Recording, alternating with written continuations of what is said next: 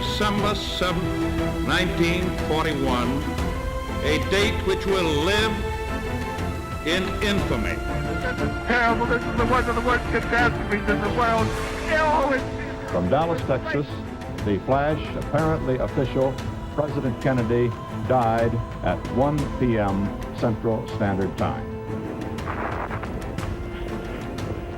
1 minute 15 seconds. Velocity 2,900 feet per second. Altitude 9 nautical miles. Downrange distance 7 nautical miles. And the people who knock these buildings down will hear all of us soon.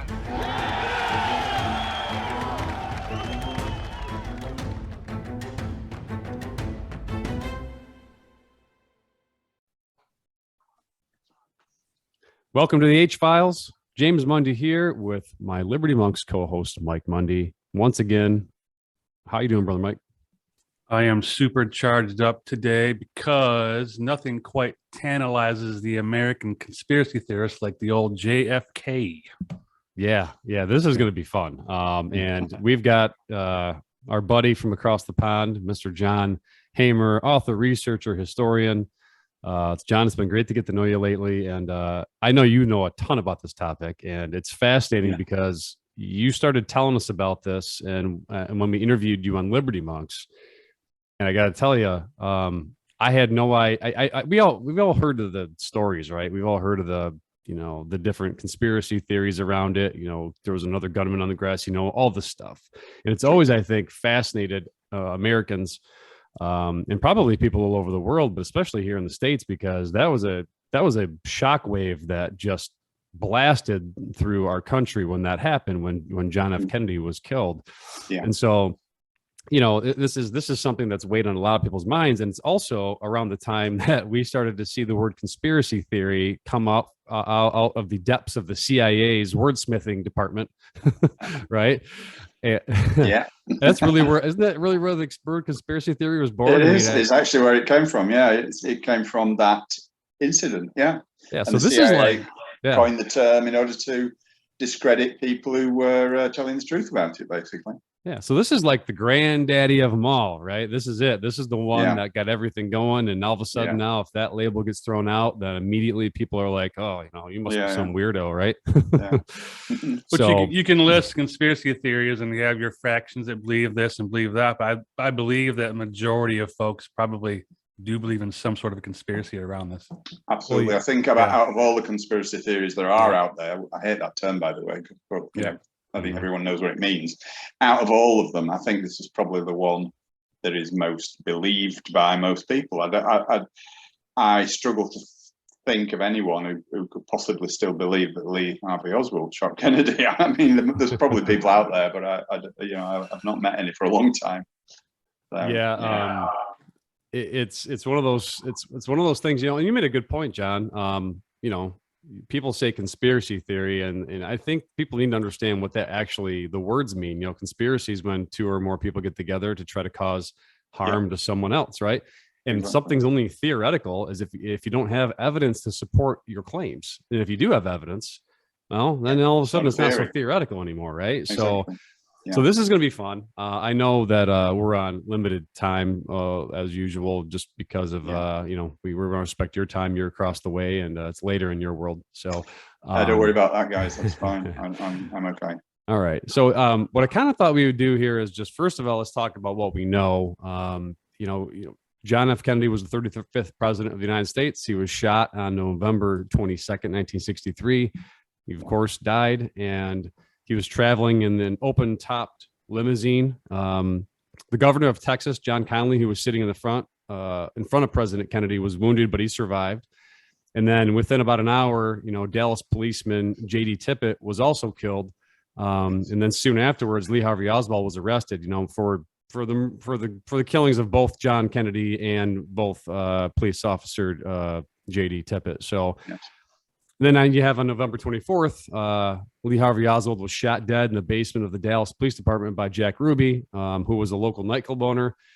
And that shooting was captured live on television, interestingly enough. What a coincidence there. Right. Yeah. And then, Ruby was convicted of killing Oswald, and he was sentenced to death, but then he appealed, but died of cancer in 1967 before the retrial. So again, interesting too. So that's kind of some of the things that we know that Mike kind of came up with some facts that we kind of know that happened anyway. And then there's like the official explanation. So a week after Kennedy was killed, President Lyndon B. Johnson set up a commission to investigate the case. The Warren Commission's report published on September 1964 that shots were fired from the 6th floor window at the southeast corner of the Texas School Book Depository. The shots were fired by Lee Harvey Oswald. There was no evidence, quote unquote, no evidence that either Lee Harvey Oswald or Jack Ruby were part of any conspiracy, domestic or foreign. I mean, and that's pretty much the narrative, right? That Lee Harvey Oswald caused all this damage. This was the guy. He just did it. And so, John, I mean, you've researched this inside and out. You understand. We learned a lot from you on this so far. You have a book out about this. That and so where do we start with this? Where's the best place to start to kind of lay the landscape and groundwork for people so they understand what actually potentially happened here? Okay. Yeah. I mean, you summed it up perfectly. But that information that you just gave is about all that is true about the whole thing. The official story, right. The Warren Commission report is akin to the 9/11 Commission report, both absolutely incredible works of fiction designed to obfuscate the real facts, of course. But yeah, where do we start? It's a good question. Well, it's I'd like to first of all start by saying this is such a vast, complex case that I'm actually going to find it quite difficult to condense it into a few bite-sized chunks for consumption in a podcast like this. So please do bear with me. But there are absolutely huge masses of information about all the behind-the-scenes machinations that are too numerous to include in this broadcast. However, I would say that all that relevant info is contained within the pages of my book, JFK, A Very British Coup. Now, obviously, the title itself is going to raise questions in people's mind. What do you mean, John, by a very British coup? So I think probably the best place to start is with the background to the way that the world really works and who's really in charge. And I'm not talking about governments, So what's going to follow the next few minutes is me just setting the scene, and then we can take it from there. Everything will become more and more apparent as I go through this. There is an entity called the Crown Empire / the City of London. Okay, the two terms are almost interchangeable. They are kind of separate, but they mainly consist of the same entity. Now, the Crown Empire in Britain, it doesn't mean the monarchy, it doesn't mean the Queen, although she is a part of it, but it's not about that. Now, the Crown itself, the Crown Empire, is not subject to the UK Parliament or the UK government in any way. It's a totally independent and private entity which answers to no legally elected authority whatsoever, and is actually a sovereign state within a state. The City of London is the financial hub of the world, and yet it's a privately owned organisation with no public accountability whatsoever. So just to be clear on that, the Crown doesn't specifically refer to the British monarchy. It is in fact similar to Washington, DC and the Vatican City, which are kind of city-states, although only the Vatican is actually given the actual formal title of a country in its own right. But the other two, Washington, DC and the City of London, are absolutely, they act as independent countries. Okay, so I'm getting a little bit deep into that, but perhaps more significantly, the British Parliament is totally enthralled to the Lord Mayor of the City of London. And by the City of London, I don't mean the actual London itself, the City London. There is an area within London which is known as the Square Mile, and which is also known as the City. And this is the heart and soul and heartbeat of Britain, and indeed the world's financial empire, and it's ruthlessly dominated by the Rothschild-controlled Central Bank of England. And furthermore, the Rothschilds themselves have personally chosen the Lord Mayor of the city since 1820. So for the last 200 years, the Rothschilds have had their placeman in there. So as with any investigation to any culpability about anything, we should always follow the money, or cui bono in Latin. And in this case, it leads to the ultra powerful elite banking families, such as the Rothschilds and the Rockefellers. Now, to go back a little bit further, I'm trying to condense this as much as I can. If you need me to move on, please prompt me. Okay. But, in 1776, just to give a bit more background, the Order of the Illuminati was founded by Adam Weishaupt in Germany, in Bavaria as it was then, and it was, and indeed still is, powerfully connected to the ruling financial elite, who possess the lion's share of the world's wealth. The Rothschilds play a major role in the financing and support of the Bavarian Illuminati in its formative years, but there are also lots of other families involved, which we don't really need to go into. But over the years, this evil organization spread its tentacles into every country, but it remains largely hidden from view because it's, after all, a secret society, along with its bedfellow Freemasonry. Indeed, at the top levels of both organizations, the boundaries between the two, if they even exist at that level, become very blurred.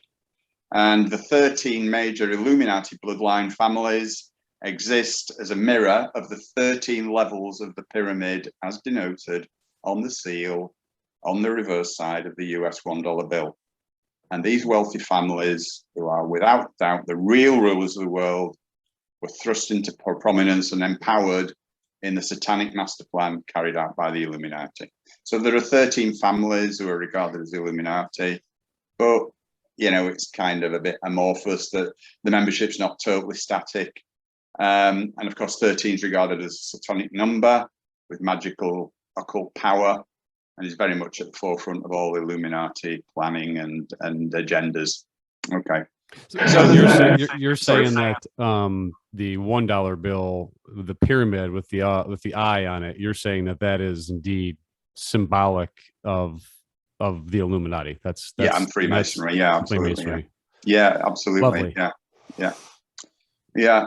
So, there's little doubt of this existence of this long-term plan by the international financial elite to enslave humanity in order to bring about the New World Order, which I guess most people have already heard of. We're heading that way anyway. We've recently seen this manifested in all its sick glory in the fake COVID pandemic. And this conspiracy is often attributed to different factions, including the Illuminati themselves, Zionists, the Vatican, Jesuits, Freemasons, the Black Nobility, the Bilderberg Group, on and on and on it goes. But the truth is really that it's a complex hybrid of all those elements that make up the whole sorry mess. Okay, so, but the real villains are those at the heart of our economic and cultural life. These are the dynastic families, the royal families of Europe, the owners of the Bank of England, the US Federal Reserve, and all the other associated cartels. They also control the World Bank and the IMF and the WEF and most of the world's intelligence agencies. Their identity is meant to be kept secret, but we know for a fact that the Rothschilds are certainly among their number. And we should never forget that money is power, and the power rests largely in the city of London. As I say, the city doesn't mean London City itself, but the financial district, also known as the square mile, to which Wall Street and all of the financial districts throughout the world are totally subservient. Okay. Mm-hmm. Now, people might think you're talking rubbish, John. That's just garbage. But this is very, very easy to prove.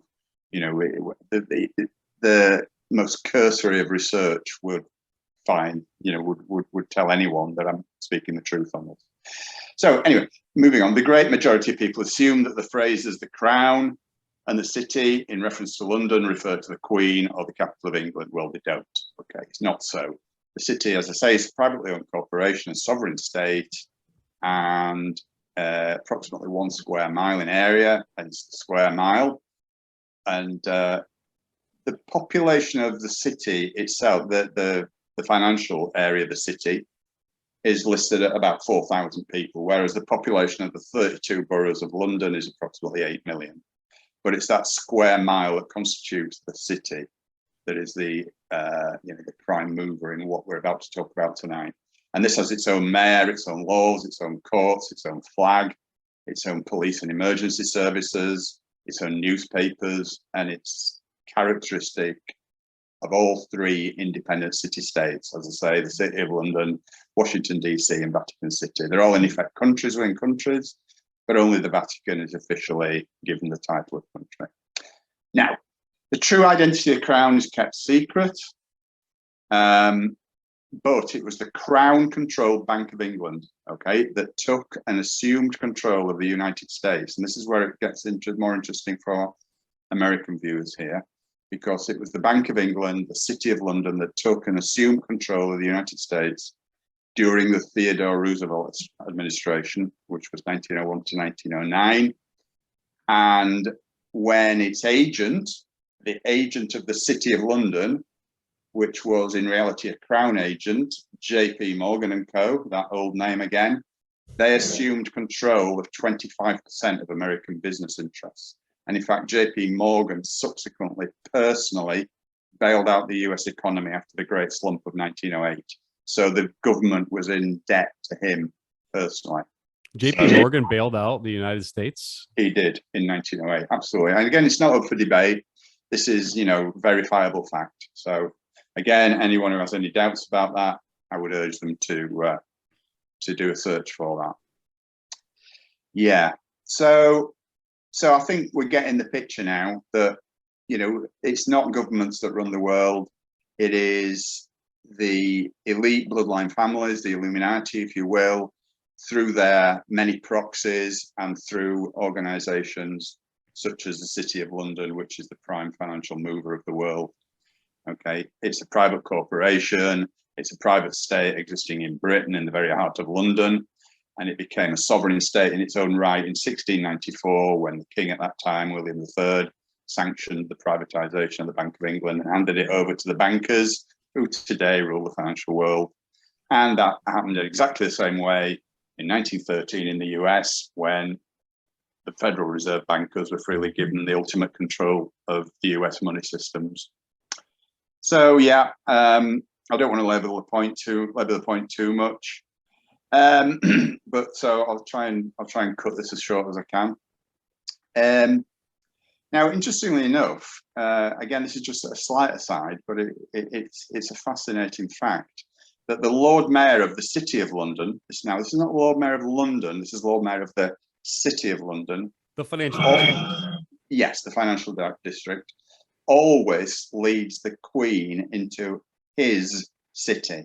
And the symbolism is clear here. The Lord Mayor is the monarch and the Queen is his subject. The Queen is subordinate to the Mayor only in the city, because outside of the City of London, he bows to her. And furthermore, this clique who rule the city dictate to the British Parliament, despite the fact that in theory Britain is ruled by a Prime Minister and a cabinet of ministers. These fronts go to great lengths to create the impression that they're running the country, but in reality they're mere puppets whose strings are pulled by shadowy characters dominate behind the scenes. So yeah, the City of London is the only part of Britain over which Parliament has no authority whatsoever, and this corporation acts as a superior body of the two. There is actually, again, this is just an aside, but you might find it interesting, there is actually a figure that exists in the Houses of Parliament known as the Remembrancer, who is an official City of London lobbyist who sits behind the Speaker's chair. The Speaker is kind of the guy who controls all the debates and gives permission to various MPs to speak at various times during debates. And this guy, this Remembrancer guy who represents the city, always ensures that whatever we, British people, or our elected representatives might vote for, that the city's rights and privilege are always fully protected. Okay. Does the U.S. House of Congress have a Remembrancer equivalent? I don't know. Yeah. I don't know. That's an interesting question, actually. But yeah, it might be worth finding that out. Someone who represents the interests of the Federal Reserve, in effect. Right. Yeah. It's an interesting point. Okay. Maybe Pelosi's husband. Yeah. In between DUIs. Yeah. Exactly. So now it's important to know that there is something out there called Crown colonies, which are in effect what used to be the British Empire, which then became the British Commonwealth. These belong to the city, not to the country itself. And often British citizens, of course, were expected to shed blood and conquer and pay for them. Western, the British colonization of the world is widely taught in school history courses. But, it's this one key aspect that's omitted is that all the crown colonies were established on a corporate model with financial ties to the City of London, not just, places like Canada, Australia, New Zealand, India, but also, as we'll come on to talk about, and this is the important bit, the US. None are more, somebody once said, didn't they, none are more hopelessly enslaved than those who believe they are free. I can't even remember who it was, but it's a good quote. Now, so England, Scotland, Wales, Northern Ireland, the British Commonwealth countries, and even the USA are today little more than slave plantations and social engineering laboratories serving the needs of the Crown or the City of London. The British government is the bonded slave of this force, or based in the city. So yeah, these multi-generational banking families that run the City of London run the world. Is it any surprise that the rich just keep getting richer? Now, interestingly, as well as the Rothschilds, there's something as an entity called the Committee of 300, right, which again is controlled totally by the Crown Empire, and includes the following multi-generational family names. And this is where it gets interesting, because these multi-generation family names include the Rockefellers, Gore, Greenspan, Kissinger, Krugman, Powell, Gates, Buffett, Bush. So you can reasonably ask, why are these American families members of a foreign committee? The answer is simply because the Crown still, and this will come to as a shock to most people, the Crown still owns the private corporation, and it is a private corporation, known as the United States of America. Now, the Lord Mayor of the city and his 12-member council serve as proxies for these 13 wealthy bloodlines, the banking families, and these are headed by our old friends, the Rothschilds, and these also include names such as Warburg, Oppenheimer, Schiff, Rockefeller. So it's all the above families that I've mentioned and their ancestors and descendants. They have controlled and they will control and run the Crown Corporation of the City of London in perpetuity. That is the deal. Okay. So, let's just very briefly, I'm nearly finished this, but it really can't emphasize how important it is to understand all this, because, nothing else that I'm going to talk about will make sense unless we all understand exactly the background to it all. So let's have a look at the case for the betrayal of the assumed purpose of the American Revolution. Now, there's a very interesting book out there, which I'd highly recommend to anyone. It's called The US Constitution Gave Legal Ownership and Control of the United States to London. And that's written by a guy called Michael Edward. And in that, he wrote, and I'm going to read this quote out because it's very interesting. It says, "Neither the American people nor the Queen of Britain own America. The Crown Temple owns America through the deception of those who have worn their allegiance by oath to the Middle Templar bar."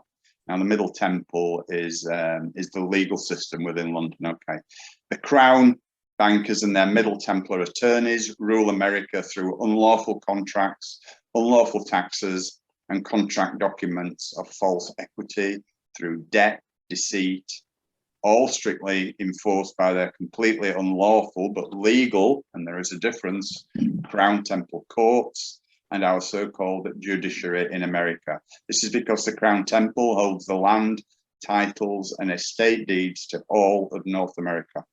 Just like that sinks in. The title and estate deeds to all of North America? Yes, absolutely. Yeah. Now, it continues. I'm still quoting Michael Edward. "Many of you are aware that the laws of this nation and its states were made to be in compliance and submission to the laws of England, only modified by state and federal law. You will see in this last chapter state statutes from just a few of the original colonies that this is the case. Are these what are called ancient statutes? Yes. However, since the King's corporation is alive and well, as are his heirs, so is his trust and the law used to create and govern it. The law that governs his trust can only be amended. No law could be enacted contrary to the King's will, and cestui quae trust. I don't understand, that's a legal term. I can't remember what it means. I do apologize. The main corporate soul where office is always found, the crown. The King's practices of granting lands in this country to those loyal to him continues to this day with their land. When he talks about this country, he's talking about the United States, by the way, along with their land grants being protected by state ancient statutes, which are still on the books. We are governed by the King's nobles, just as in times of old England, self-proclaimed nobles and corporate trusts. They rule this country and the world. The huge corporations have been granted power and liberty not known by the common man. The nobles, real and created, occupy their possessions as fiduciaries and trustees of the King's grants, only if they remain loyal to the system. Their privilege and lifestyle are their reward. So I think that makes it absolutely abundantly clear that the United States is still ruled by the Crown Empire in Britain. Now, the Treaty of 1783, which named the King of England as Prince of the newly formed United States, ostensibly, or on paper, actually rescinded his claims over the American colonies at the time, time of independence in 1776. But he absolutely made sure that he maintained his rights to continue receiving payment for his business venture, which is how we saw it, of colonizing America. And in order to gain international recognition for the American Declaration of Independence, King George III agreed in the Treaty of Paris to establish the legal crown entity of the incorporated United States, referred to internally as the Crown Temple States. And states with a capital S legally denotes a legal entity of the crown. So the United States is a legal entity of the crown. Now, at least 5 Temple Bar attorneys in the UK, under solemn oath to the crown, signed the American Declaration of Independence. I mean, the implications are just stunning, because it means that both parties to the agreement, both Britain and the American colonists at the time, were quite openly agents of the crown. And we're nearly there now on this. I don't want to labour the point too much, but I just feel that it's really important. And I know time's marching on, so I'm quite conscious of that. But unbeknown to many, there have been 2 constitutions in the United States. The first one was illegally suspended in favour of a crown corporation in 1871. And this, in effect, meant that there's been, in effect, what amounts to a shadow government in place in the US since 1871. The first constitution was obviously penned in 1776, when people of America claimed their alleged independence from the crown. And then for 95 years, the people of the US were free and independent to an extent, but that all ended in 1871, when the original constitution for the United States for America was changed and replaced by the Constitution of the United States of America. And so since 1871, the US President and the United States Congress has been operating under an entirely different set of rules and policies. US citizens, and indeed the rest of the world, are for the most part blissfully unaware of the 2 distinctly different constitutions of the US. So wow, it's an absolute spider's web. It's just, I mean, I could go on and on this. I mean, but I feel like I'm running out of time already and have barely scratched the surface. So what did poor JFK do to piss these people off? Sorry? What did poor JFK do to piss these people off? Oh, right. Well, okay. I mean, that's a very interesting question. JFK pissed off a lot of people, not just the crown. The crown is like the umbrella organization. So you have people like the FBI, you've got the CIA, you had Israel, you got pro-Castro Cubans, you got anti-Castro Cubans, you got the mafia, you got big oil, you got the drugs, the drug runners. He pissed off every single one of those. And who are the overall controllers of all those organizations? You guessed it, it's the British Crown. So this is where my book gets its title from. It's Very British Coup. All those people were involved, all those factions were involved in the assassination. But the ultimate controllers were the British Crown through the Committee of 300, using MI6 operators. MI6, for those who are not aware, is the British equivalent of the CIA. And, you know, it was all controlled and coordinated through the British Crown. There's absolutely no question about it. You know, I've been criticised for saying this, you know, I've had loads of people tell me that I'm talking utter garbage, but, you know, my research told me that I'm not. And it wasn't difficult research. It was quite easy to find out. But I also think that this is a pretty unique angle. I've never, ever seen anyone talk about this before. So no, you're the first person that we've heard talk about this at all. So there were lots of involvement there. You know, even LBJ, Lyndon Johnson, he was one of the movers. He was one of the facilitators. You know, but there's an absolute army of other individuals that were involved. You know, so you know, you know, that information might be unbelievable in many respects to some. But all I can do is assure you that it's the absolute truth. But I would always encourage anyone to undertake their own research on the topic, even those among you who might take my word on it. I don't want you to do that. I just want you to spend a few minutes investigating it for yourself, and you will definitely confirm that everything I'm saying here is absolutely, totally, factually, and legally correct. So, given all that information, it's perhaps now a lot less difficult to understand that anyone, and Kennedy being a prime example, who attempts to swim against the tide, which he did in so many different ways, in aspect of his assigned role as president. You know, obviously he was placed, and again, I go into all that in the book. I mean, that's too much of a diversion to talk about. You know, in the short time we have available, but you know, his presidency was, this is just a very brief description of his presidency, was a result of a promise made to Joe Kennedy, his father, in the 1930s, that his eldest son would be president one day. You know, he was made that promise for services rendered to government. You know, and I go into all the details of that in the book as well. Obviously, JFK wasn't the oldest son. Joe Jr. was the eldest son, but he died during the war. So JFK became president by default. And in fact, otherwise it would have been Joe Kennedy Jr. who would have been given that dubious honor. Yeah. So where most people think that was the elected president, what you're saying is that he was just installed. Of course. Similar to what we're seeing right now. Yeah, it's just been going on for generations, hasn't it? I mean, yeah, it's probably more blatant now than it ever has been. But yeah, I mean, I think, you know, those people who are aware of the political history of the US. I mean, I'm not an expert on political history of the US, but I happen to know this fact, that the Nixon-Kennedy presidential race was the closest ever, wasn't it? So how easy would that have been to fix? I actually, again, I'm digressing slightly, but I actually think Nixon was bought off and promised that he would become president eventually. But this time it was JFK's turn. Yeah.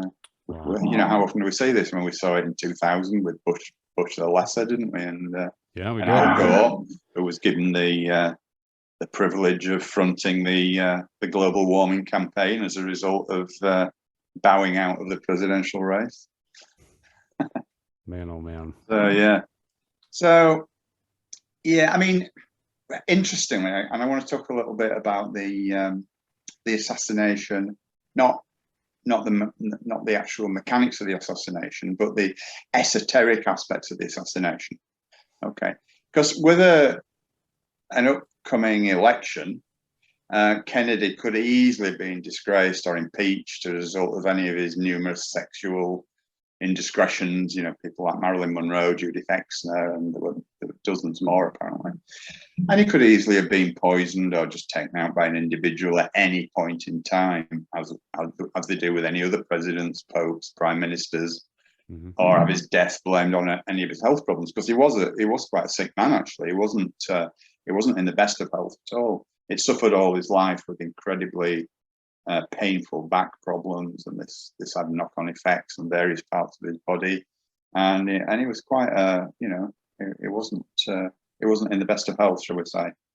So why wasn't that done? I mean, surely it would have been simple, quick and effective and inexpensive to accomplish with very few other people, if any, needing to be in on the plot. As it was a vast charade, a vastly elaborate charade. Now, I want to just cover something that is quite pertinent to it as well.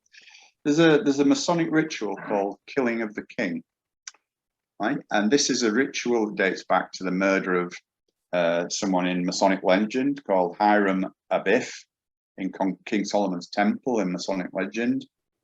And since then, all these forces of darkness have used similar ritualized murders to dispose of their enemy, because they love doing that. They love all the symbolism. They love all the gematria. They love all that. Now, I believe that the assassination of JFK was one such episode. Freemasons don't believe in murdering a man in just any old way. And in the JFK assassination, it went to incredible lengths and took great risks in order to make this dastardly act correspond to the ancient fertility oblation called the killing of the king. And we see that in other examples as well. Now, I'm going to read out some interesting facts here just to kind of emphasize that point. Okay. And it's to do with, you guys may have come across this before, some of the viewers may have as well, but I'm, for those who haven't, I'm going to go through this. Right. Interesting facts. Abraham Lincoln, who was, again, he was a result of the killing of the king ritual. Abraham Lincoln was elected to Congress in 1846. JFK was elected to Congress in 1946. Lincoln was elected president in 1860. Kennedy was elected president in 1960. The names Lincoln and Kennedy both have 7 letters. They were both involved in civil rights issues. Both their wives lost children while in the White House. Both men were shot on a Friday. Both were shot in the head. Lincoln's secretary was named Kennedy. Kennedy's secretary was named Lincoln. Both were assassinated by Southerners. Both successors were named Johnson. Andrew Johnson, who succeeded Lincoln, was born in 1808. Lyndon Johnson, who succeeded Kennedy, was born in 1908. John Wilkes Booth, who murdered Lincoln, was born in 1839.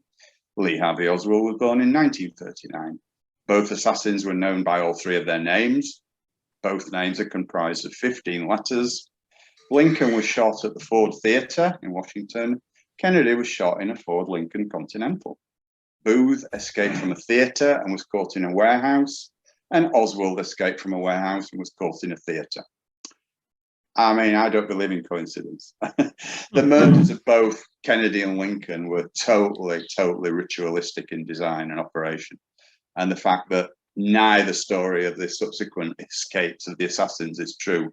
I mean, Oswald wasn't even the murderer in any event. It's totally irrelevant anyway. It's the perception by the masses of the ritual, even though they might not be consciously aware of it. And this ritualized account itself that's the critically important factor. I mean, coincidence is one thing. Yeah. What you just said kind of blew my mind, because that is absolutely incredible. Yeah, and it's absolutely true too. Oh my so God. It's not me making that stuff up. Do they do it in this fashion of the ritual to make a point or make an example? Right. Yeah, exactly. As a warning, maybe.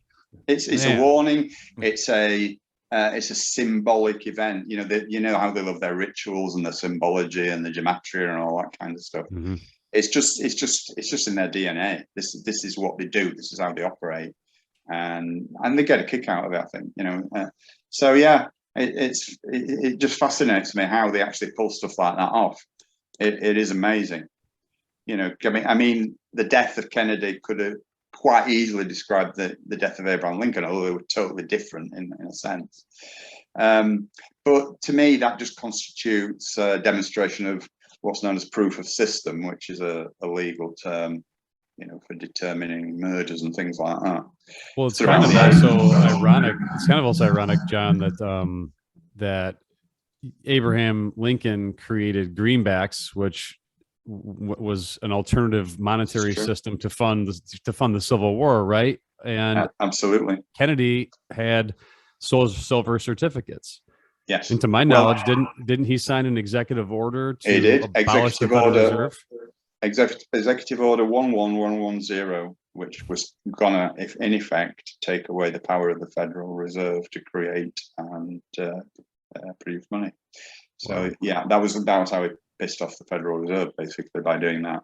It was only a matter of weeks after that executive order that he was killed. So that could have been the final nail in his coffin. Although there were plenty of other nails to go with that one. And didn't Lyndon B. Johnson immediately, like one of his first acts in office, didn't he immediately rescind that?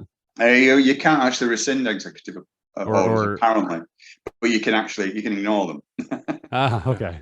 They still stay on the statute books, and but you can ignore them, but you can't rescind them. Apparently, I mean, if anyone out there, disputes that, then fair enough. I don't know for definite, but I believe that is the case. Gotcha. Yeah.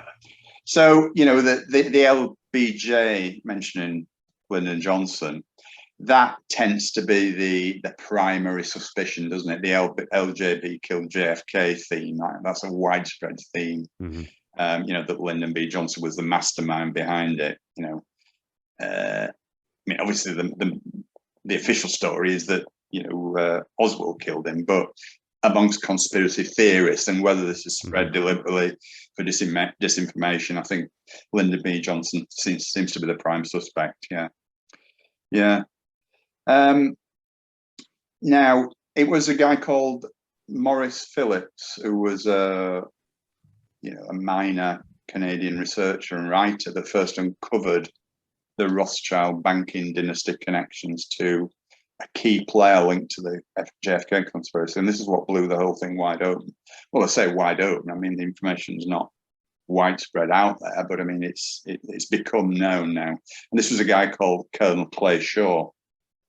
And he was the only man actually prosecuted for the assassination of JFK. And he was on the board of Mossad, the Israeli Secret Service, front called a company called Permindex. And Permindex was essentially a US company. And interestingly enough, that's where Kennedy was headed in his motorcade to do a talk at Permindex. So yeah, there's all sorts of strange anomalies there.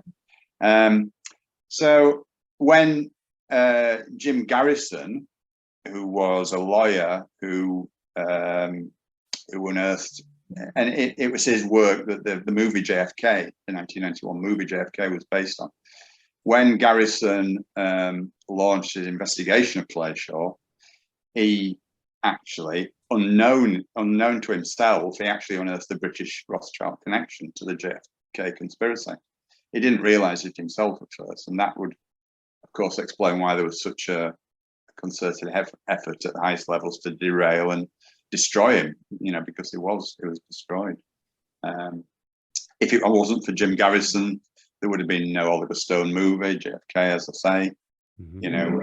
But the movie itself is more or less disinformation, because we know what disinformation is. It's done deliberately to distract.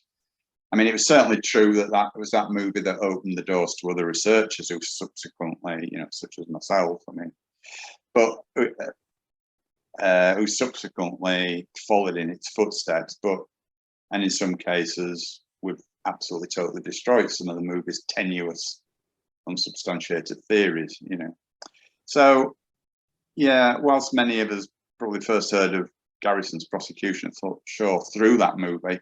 Have you ever seen that movie, by the way, guys? Of course.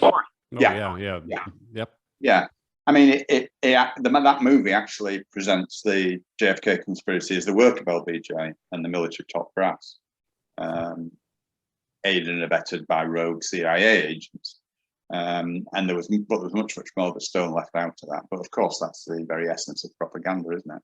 It's done to deceive. Right. Now, whether Garrison was actually, complicit in the deception, or whether he was just an unwitting dupe in it, I suppose we'll ever know. Yeah. So I'm just trying to think where we're going with this next. Yeah, I mean, it's interesting that in President Eisenhower's last speech, before his term of office ended, he warned us, or should we say, distracted us, to beware of the military-industrial complex. And that was a big part of that famous speech that he made. But I think he was just priming us to see them as some kind of amorphous evil power that could easily be blamed for anything, in much the same way as just saying like the CIA did it, or Mossad did it, or MI6 did it. It actually discourages further scrutiny, because we all know that they do bad things, don't we? And so it tends to be taken as a standing joke rather than something that's deadly serious. So I think that was deliberate distraction from Eisenhower. And for a world that was, I mean, I'm old enough, not obviously older than you guys, I'm old enough to remember Kennedy's assassination. And, the world was traumatized by it. There's no question about it. I mean, the very notion that a lone, disturbed individual could murder the president of the free world was troubling enough, but far less troubling to contemplate than the alternative, which was that the assassination was part of a larger, even more sinister plot. And just to reiterate who was involved under the umbrella organization of the Crown Empire, it was the CIA, who Kennedy had threatened to split into 1 million pieces. The FBI, who J. Edgar Hoover absolutely hated Kennedy, and that was mutual. The Federal Reserve, he totally pissed off, as we've already mentioned. Big Oil, he was imposing all kinds of new taxation on big oil. There was all sorts of shenanigans going on down in Texas, where it was all centered. There was big money being made down there by kind of subterfuge. Again, I go into all that in the book.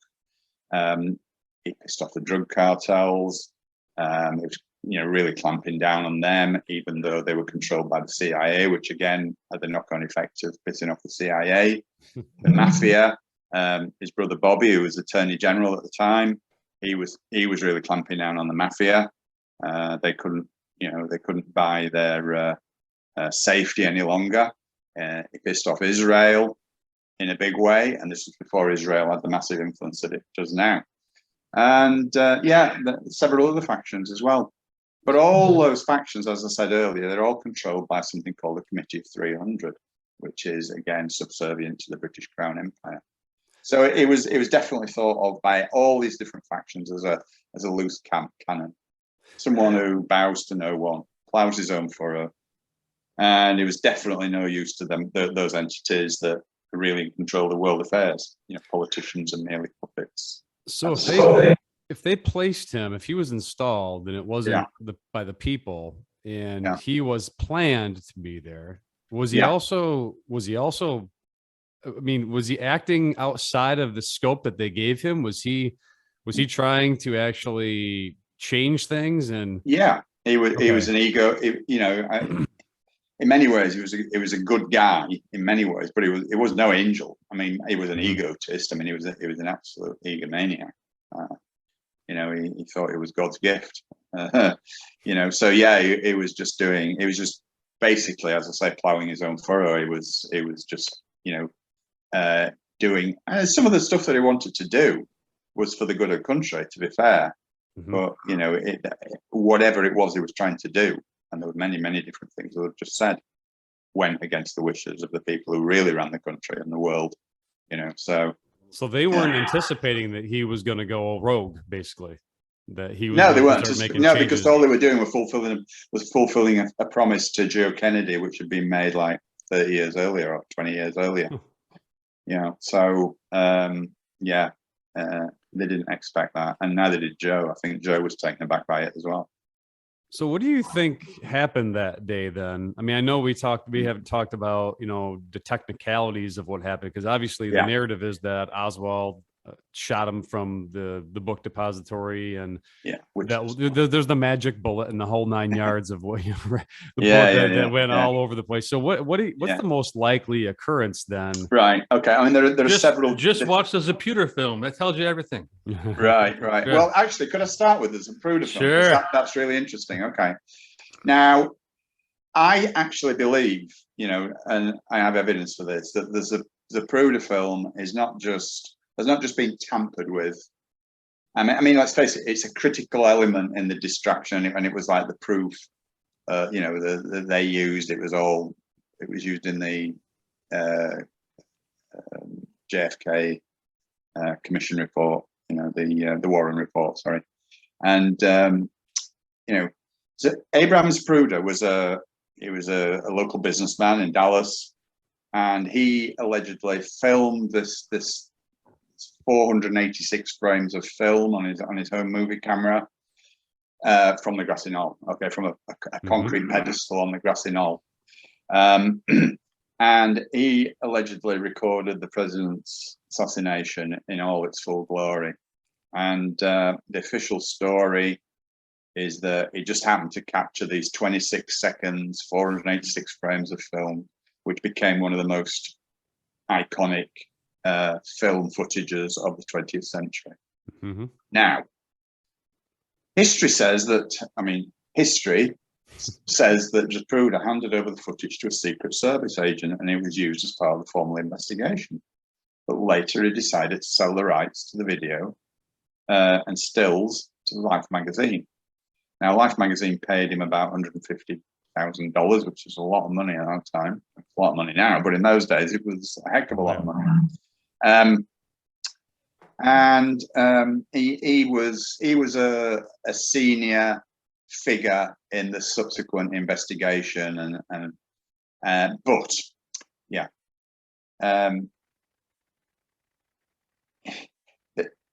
Although there was no sound in the Zapruder film, it allegedly allowed investigators and researchers to establish the interval between gunshots. Okay. Zapruder said he had the film developed and had 3 copies made, 2 of which he gave to Secret Service and the FBI. Now, it's caused a great deal of controversy. Lots of assassination researchers have studied the film for decades, and many of them know each frame and frame number by heart. And there have been chapters on the film in hundreds of books on the Kennedy assassination, and several books about the film alone. There's also been dozens of videos, documentaries, and TV specials made about the film. And it was first broadcast to the American public on the 6th of March, 1975, on a program called Good Night America with Geraldo Rivera on the ABC channel. Yeah, okay. Now, interestingly, Zapruders were paid $16 million after that film was shown on Good Night America. I just want to take they've actually donated the film to the 6th floor museum in the old school book depository building in Dallas, where it's alleged that Oswald fired the fatal shots from. Are you aware of? I'm sure people out there are, but are you guys aware of a great US comedian called Bill Hicks? Sure. Yeah. I've got a quote from Bill Hicks here, which I just think is just so appropriate. He said, "Boy, I love talking about the Kennedy assassination, man. That's my favorite topic. You know why? Because to me, it's a great example of a totalitarian government's ability to, manage information and thus keep us in the dark in any way that, oh, sorry, wrong meeting. That's the meeting we're having down at the docks tomorrow."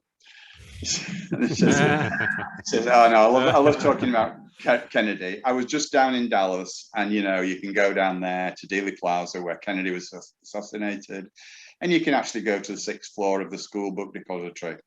It's a museum called the Assassination Museum. I think they named that after the assassination, but I can't be too sure of the chronology there. But anyway, they have the window set up to look exactly like it did on that day, and it's really, really accurate, you know, because Oswald's not in it. Yeah, that's good. So yeah. I've actually been to Dallas on the Grassy Knoll area, and it's a lot smaller than you think. It's very compact, right? And you'd think, you know, it's this grand area where there's this huge space, but it's not. It's actually quite small. Smaller than I realized. Yeah. Anyway, sorry, I've not actually been. I intended to go, but it never happened for one reason or another. But Gotcha. I'd love to go there and see it one day. But anyway, getting off the topic slightly, there's a Pruder film that's been subjected to massive scrutiny by independent analysts. And, you know, some people say it proves Oswald's guilt beyond question, and others say it proves his innocence beyond question. But it's been claimed as a fake and that it was tampered with and altered.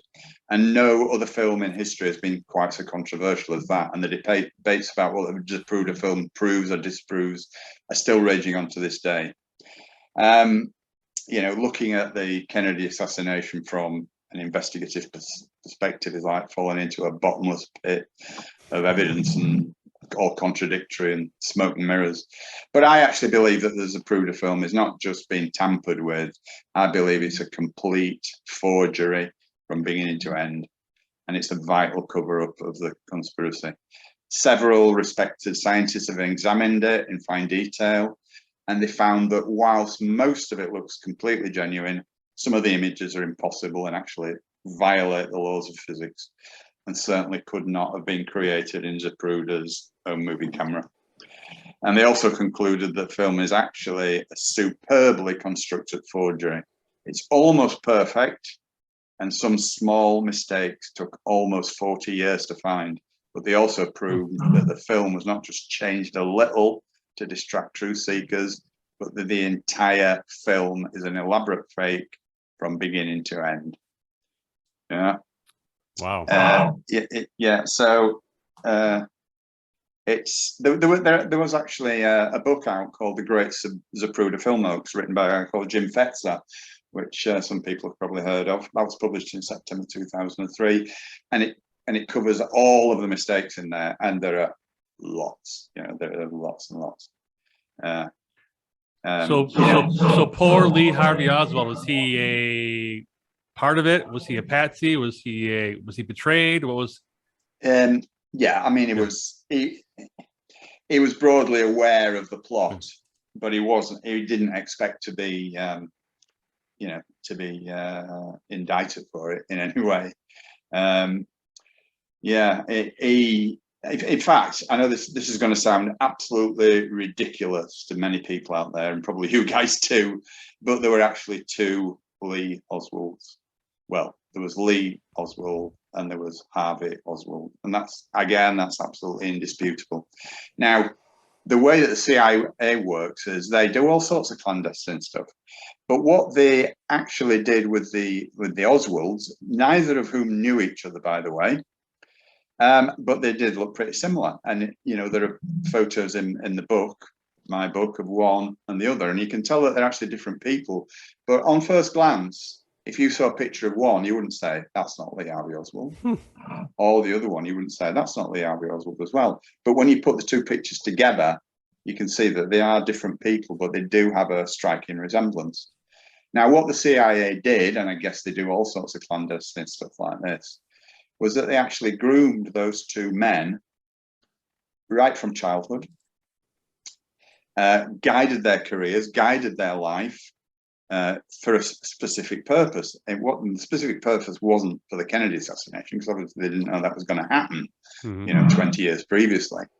But they did it to use in some kind of a false flag. They thought it might be useful to have two people who could be merged into one to create obfuscation and confusion in the event of some false flag, at some indeterminate, at that point in time, false flag. So that was actually done. And again, I go into masses of details about that, how they were actually two separate people. So you have this Lee Oswald who ended up spending time in Russia, Lee Oswald who was a fluent Russian speaker, And then the Lee Oswald, who was a bit of a drifter, a bit of a loner. They were actually two different guys. Excuse me. Let's take a drink. Sorry, still got the old throatitis. Sorry. Right. So yeah. So he was an absolute patsy. I mean, he did not know that he was going to be accused of the murder of Kennedy, but I believe that he was connected in some way. Now, I would talk a little bit. I mean, how much time have we got, guys? Well, maybe. Do you think we could wrap up maybe in a few minutes, maybe 5-10 minutes? Yeah, sure. Let me just talk to you about who shot him, who really shot him. Okay. Oh, that would be good to know. Yeah. Well, I don't know. That's an important topic.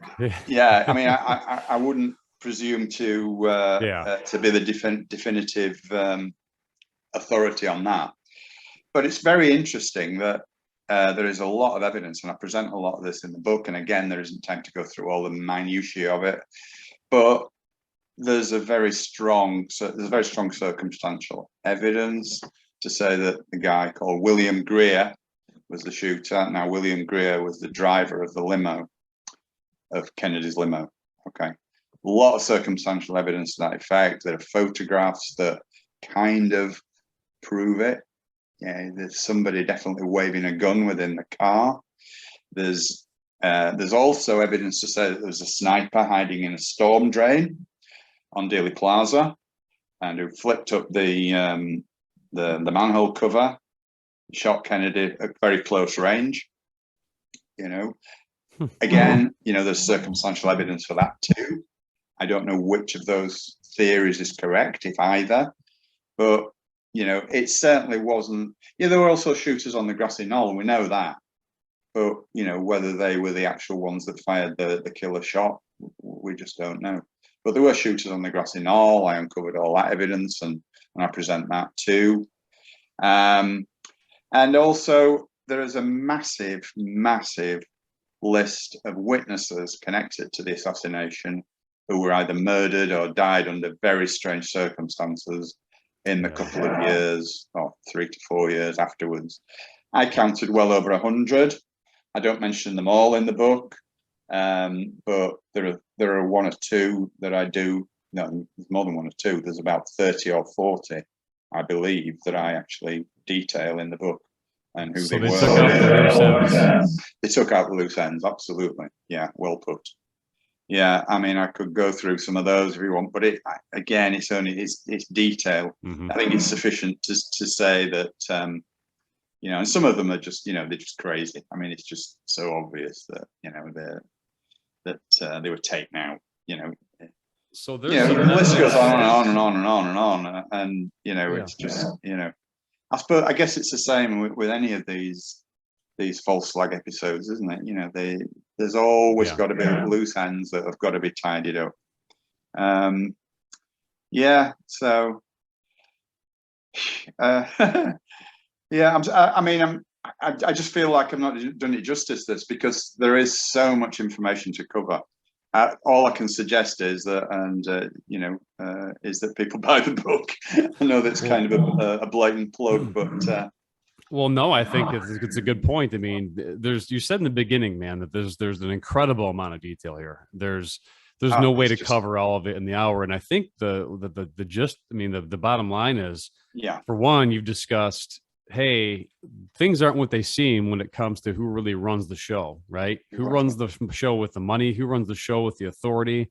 And there's obviously, you know, based on what you're saying, that we've really had a lot of things that we thought were true that aren't, which has been the theme, you know, that's been unveiled even in the United States and across the world here in the last 2 years or so when it comes to COVID anyway. So I don't think it's a far-fetched thing to say, hey, listen, you know, not only have we been lied to about a number of things that have happened recently, but the structure of what we think is true is even different than what we're being told.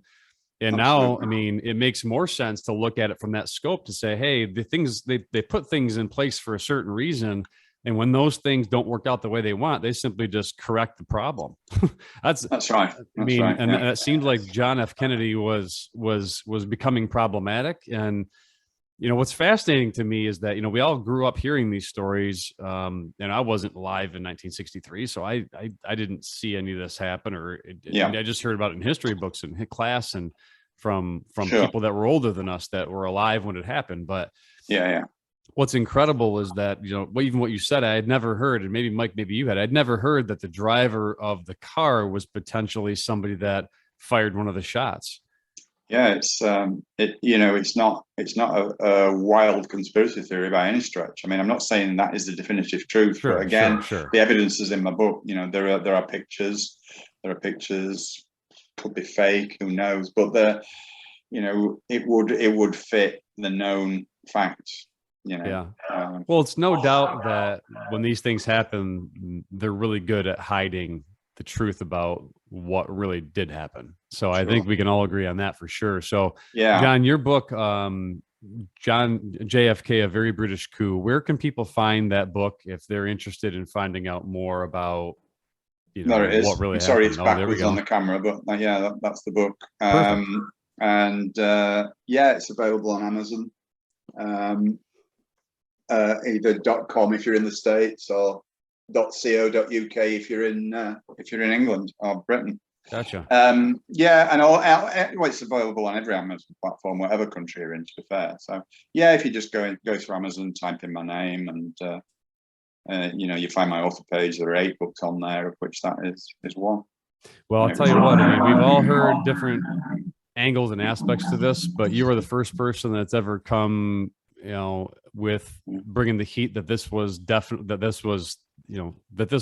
Great Britain. This was Britain, not some dude in the United States that had a grudge to take out the U.S. president and did it with a bolt action rifle. So it's all part of the bigger picture. It's all part of it's the same suspects, the usual suspects.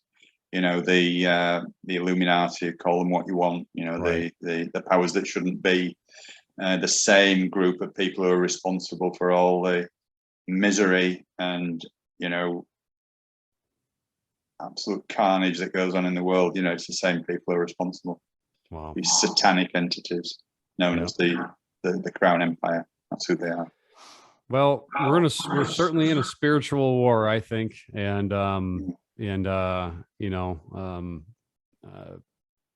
I believe good is going to prevail, and these things that the good thing is that there's people like you out there that do all this research that can bring more evidence to the forefront that can show people that, hey, we've been deceived in many ways, including in something like this as crazy as a U.S. president being assassinated, which has happened 4 times, right? So with 2 other, I think it was McKinley and Garfield that were assassinated, correct? Yeah. In fact, there were more, but again, it was covered up. There's been 2. I can't remember the names off the top of my head, but I have written about it in one of my books, Behind the Curtain, about the way that so many US presidents have been assassinated. Some of them clandestinely by poison. Really? Because that is a favoured method of getting rid of these people. Poison. Wow. This is why I say the Kennedy thing was. I think it was part of the killing of the king Masonic ritual, because they wanted it to be overt. They wanted it to be like, the impact that has had on the world over the last 60 years is just incredible, isn't it? And that's what they wanted. They wanted this. Yeah, it's a warning as well, of course. It's a warning to anyone else. This huge ritualistic killing, this thing that they go through to make it a worldwide. If Kennedy had been poisoned and died, and they said, "Oh yeah, I'm sorry," to report that JFK has died, he's been very ill for a number of years, as you all know, and unfortunately his condition worsened and he's passed away. What effect would that have? This is a message to the world and to anyone else who has aspirations to become US president. That was it. It was a warning. Yep. Yeah. Well, John, we greatly appreciate you being on. This was a lot of great information you shared with us, and a lot of, really incredible to hear some of the stuff you talked about, especially, the stuff in the beginning and really all of it, but just understanding the dynamics and hierarchy of what's really pulling the strings here. I think people can take and extrapolate that and really look at everything that happens even now and start to maybe put some things together. And that's the whole point, is just how do you discern what's really true? And hearing some of that was definitely eye-popping. So we appreciate it. Is there anything you'd like to leave people with? No, I mean, other than, thanks everyone for listening. And, it's a privilege to be on with you guys. Really enjoy it. You're so knowledgeable yourselves about lots of different topics, and, more power to the podcast. It's a great platform for people like me who want to get my, ideas out there. And I'm really, really grateful for it. I really appreciate it. Thank you. Well, we appreciate it too. You can find all of John's work in the description. We'll make sure that we put the Amazon links in there, where you can find all of the great work that he's put together. And I guess we'll leave you guys for now, and we'll see you next time. But John, God bless you, sir, and you too. Keep up the good work, and God bless everybody listening out there, and God bless America, and God bless the world right now. We all need that. We need it. Absolutely. We sure do. All right. And well, until next time, be safe and well, everybody. And this is H-File signing off. Thanks.